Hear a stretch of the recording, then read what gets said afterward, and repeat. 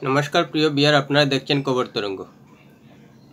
লাগাতার এক সপ্তাহ থেকে প্রচুর বৃষ্টিপাত হচ্ছে ত্রিপুরা এবং বাংলাদেশে। এতে বাংলাদেশের ফেনী, মৌলভীবাজার, কুমিল্লা, হবিগঞ্জ, চট্টগ্রামে প্রচুর পরিমাণে বন্যা দেখা দিয়েছে। এতে মানুষ বিপর্যস্ত, প্রায় মহাসমুদ্রের রূপ ধারণ করেছে। অন্যদিকে ত্রিপুরাও কিন্তু 4 দিন থেকে লাগাতার বৃষ্টিতে বিপর্যস্ত অবস্থা সৃষ্টি হয়েছে। এই পরিস্থিতিতে দাঁড়িয়ে বাংলাদেশের অন্তর্বর্তী সরকারের তথ্য যোগাযোগ উপদেষ্টা নাহিদ ইসলাম বলেছেন যে ডমরু বাঁধ খুলে দিয়ে ভারত অমানবিকতার পরিচয় দিয়েছে।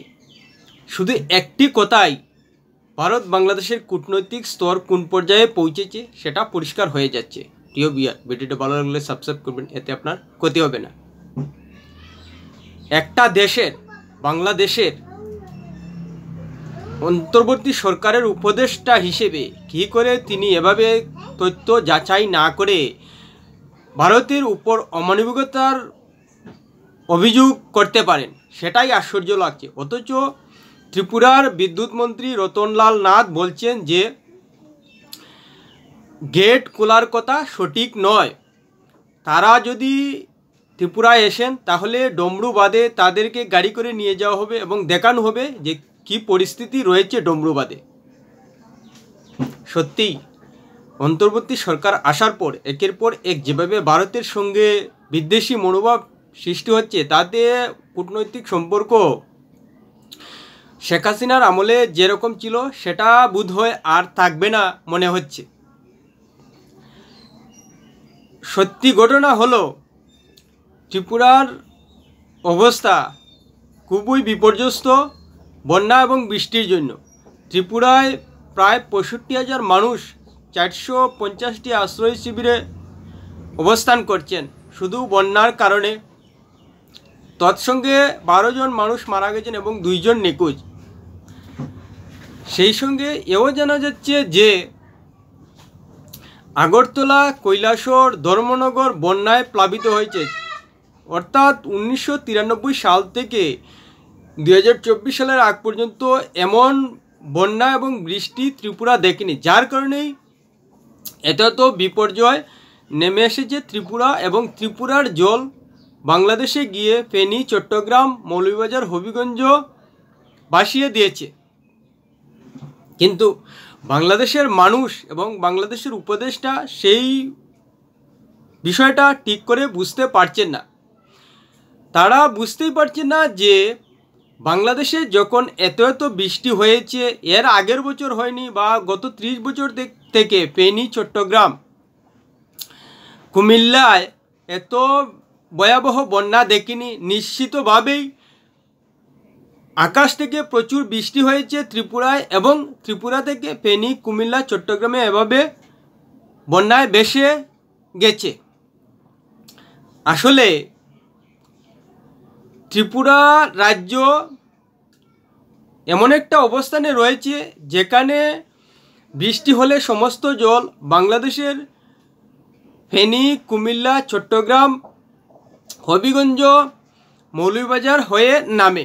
যদি আপনারা ভৌগোলিক অবস্থানটা দেখুন ত্রিপুরার, তাহলে দেখতে পাবেন যে হবিগঞ্জ, মৌলভীবাজার থেকে ধরে ফেনী এবং কুমিল্লা, চট্টগ্রামের দিক দিয়েই সমস্ত ত্রিপুরার জল গিয়ে নামবে। যেহেতু ত্রিপুরাটা উজান অবস্থানে রয়েছে আর বাটি অবস্থানে রয়েছে বাংলাদেশ, তাই সমস্ত ত্রিপুরার জল বাংলাদেশে গিয়ে পড়ে। উল্লেখিত স্থান ফেনী, কুমিল্লা, চট্টগ্রাম, হবিগঞ্জ, মৌলভীবাজারে। তাই এভাবে বৃষ্টির জল বাংলাদেশ হয়ে যাচ্ছে এবং বিপর্যয় নামছে। যদি বুঝতাম শুধু বাংলাদেশেই বিপর্যয় হচ্ছে, বিষয়টা কিন্তু তা নয়। ত্রিপুরাকেও কিন্তু বিপর্যয়ের মধ্যে ফেলে দিয়েছে এবং এ নিয়ে কেন্দ্রীয় সরকার 2টি হেলিকপ্টার দিয়ে মানুষকে উদ্ধার করছে এবং বিভিন্ন ত্রাণ সামগ্রী পৌঁছে দিচ্ছে। কিন্তু নাহিদ ইসলাম একজন দেশের উপদেষ্টা হয়েও যেভাবে মন্তব্য করেছেন, তাতে কূটনৈতিক সম্পর্ক খারাপ হতে বাধ্য। তার উচিত ছিল যে বিদেশ মন্ত্রকের বিভিন্ন আমলাদের কাছ থেকে পুরোপুরি বিষয়টা জেনে নিয়ে মন্তব্য করা, এতে এমন আলট পোকা মন্তব্যে আন্তর্জাতিক সম্পর্ক যে নষ্ট হয় সেটা তার বোঝা উচিত। যেহেতু তিনি একজন সরকারের উপদেষ্টা, তিনি কিন্তু এখন আর সাধারণ মানুষ নয়, তাই তার মুখের কথা আন্তর্জাতিক ক্ষেত্রে কিন্তু অনেক গুরুত্ব রাখে। এক্ষেত্রে কিন্তু ভারত বাংলাদেশের সঙ্গে যে সম্পর্ক রয়েছে, বাংলাদেশে যে কোনো সরকারই আসুন, অন্তর্বর্তী সরকার হুন বা আওয়ামী লীগ আর বিএনপি যে কোনো দলের সরকার হুন, আন্তর্জাতিক ক্ষেত্রে কিন্তু যতই শত্রুতা থাকুক, কূটনৈতিক সম্পর্কটা বজায় রাখতে হয় দুদেশের মঙ্গলের জন্য এবং দুদেশের নিজেদের স্বার্থের জন্য। তাই এভাবে অন্তর্বর্তী সরকারের উপদেষ্টা হয়ে কোনো অবস্থায় যাতে কূটনৈতিক সম্পর্ক খারাপ হয় এমন মন্তব্য করা কোনো অবস্থায় কাম্য হতে পারে না। তিনি যদি বিদেশ মন্ত্রকের কাছে বা নদী বিশেষজ্ঞদের কাছ থেকে বিষয়টা ভালো করে যাচাই করতে পারতেন, যেহেতু তিনি উপদেষ্টা, নিশ্চিতভাবেই তিনি যে কোনো বিভাগের আমলাদের কাছ থেকে ফেনী, কুমিল্লা, চট্টগ্রাম, হবিগঞ্জ, মৌলভীবাজারের এভাবে বন্যার বিপর্যয়ের কারণ কি সেটা জানতে পারতেন, বুঝতে পারতেন এবং গত 30 বছরের রেকর্ড কি সেটাও কিন্তু ভালো করে বুঝতে পারতেন এবং কি মন্তব্য করা উচিত তা আমলাদের কাছ থেকে জেনে নিয়ে সাজালেই কিন্তু ভালো হতো। আসলেই অন্তর্বর্তী সরকার আসার আগে থেকেই ভারত বিদ্বেষী একটা মনোভাব ছিল, যেটা পিনাকি ভট্টাচার্য সহ অনেকেই করতো, কিন্তু এখন দেখা যাচ্ছে যে পিনাকি ভট্টাচার্যের সেভাবে ভারত বিদ্বেষী মন্তব্য সামনে আসছে না। আসলেই তাদের উদ্দেশ্য ছিল হাসিনা সরকারকে ফেলে দেওয়া, আর সেটাই তারা করেছে। কিন্তু সাধারণ মানুষের মধ্যে যে ভারত বিদ্বেষী মনোভাব এখনও যায়নি, তাদের গুজব থেকেই প্রমাণ হয়ে যাচ্ছে। যেখানে ত্রিপুরার ডম্বুরু বাঁধের উল্লেখ করা হয়েছে, সেখানে বাঁধের সীমাবদ্ধতা হলো 94 মিটার পর্যন্ত, কিন্তু অতিরিক্ত বৃষ্টিপাত হওয়ায় যেখানে বৃষ্টিপাত হয়েছে 196.5 পর্যন্ত আগস্টে স্বাভাবিক, সেখানে হয়েছে 656.5 মিলিমিটার, অর্থাৎ 234% বেশি। তাহলে এত বৃষ্টি লাগাতার একদিনে যদি হয় বা 4 দিনে যদি হয়, সেসব জল ধারণ করার ক্ষমতা কোনো রাজ্যের থাকার কথা নয়। যেহেতু ত্রিপুরা একটি পাহাড়ি রাজ্য, তাই সমস্ত জল নিচু অঞ্চলে থাকা বাংলাদেশে যাবে, সেটাই স্বাভাবিক। যেহেতু বাংলাদেশ একটা নিচু অঞ্চল এবং সেখানে বর্ষার মরশুমে জলের আধিক্য বেশি থাকে, তাই ত্রিপুরার গত 4 দিন থেকে যে বৃষ্টিপাত হয়েছে সেসব পাহাড়ি অঞ্চল থাকায় দ্রুত বাংলাদেশে নেমেছে, যার কারণে ফেনীর মতো জায়গায় ভয়াবহ রূপ ধারণ করেছে। সে নিয়ে অবশ্যই যে কোনো দেশের মানুষ দুঃখ প্রকাশ করবে। অথচ দেখুন, মৃত্যুর ক্ষেত্রে যে খবর আসছে, বাংলাদেশে এখন পর্যন্ত 12 জন মারা গেছেন, অথচপক্ষে ত্রিপুরার মাত্র 40 লাখের মতো মানুষের মধ্যে 12 জন মানুষ মারা গেছেন এবং 65,000 মানুষ বানবাসী হয়ে রয়েছেন। তাতেই বোঝা যাচ্ছে যে ত্রিপুরায় কী বিপর্যয় নেমে এসেছে। কিন্তু এসব বোঝার পরিস্থিতি বাংলাদেশের মানুষের এখনও হয়নি বলেই মনে হচ্ছে। না হলে বাংলাদেশে ফেনী, কুমিল্লা, চট্টগ্রাম, হবিগঞ্জ, মৌলভীবাজারে যেভাবে বন্যা হয়েছে, সেই বন্যার জল যেহেতু ত্রিপুরা থেকে এসেছে এবং ত্রিপুরা কীভাবে এত জল তৈরি হলো সেই ভিত্তিটা অনুভব করতে পারত, আর সেই অনুভব করে বুঝতে পারতো যে যেহেতু ত্রিপুরা একটা পাহাড়ি রাজ্য, স্বাভাবিকভাবেই ত্রিপুরায় অধিক মাত্রায় বৃষ্টিপাত হওয়ায় দ্রুত বৃষ্টির জল বাংলাদেশে নেমেছে এবং যার কারণেই এভাবে ভয়াবহ রূপ ধারণ করেছে বন্যা। কিন্তু অন্তর্বর্তী সরকারের উপদেষ্টা হয়ে যদি এভাবে ভারতের প্রতি বিদ্বেষ মনোভাব দেখান, তাহলে আর কিছুই করার নেই, কূটনীতিক সম্পর্ক নষ্ট হবেই হবে। কেননা একবার দুইবার যদি কোনো মন্তব্য করে সরকারের হয়ে থেকেও তাহলে হয়তো এড়িয়ে যাওয়া যায়, কিন্তু যখন লাগাতার বাংলাদেশ থেকে একের পর এক ভারতের প্রতি অভিযোগ জানাবে, স্বাভাবিকভাবেই ভারতের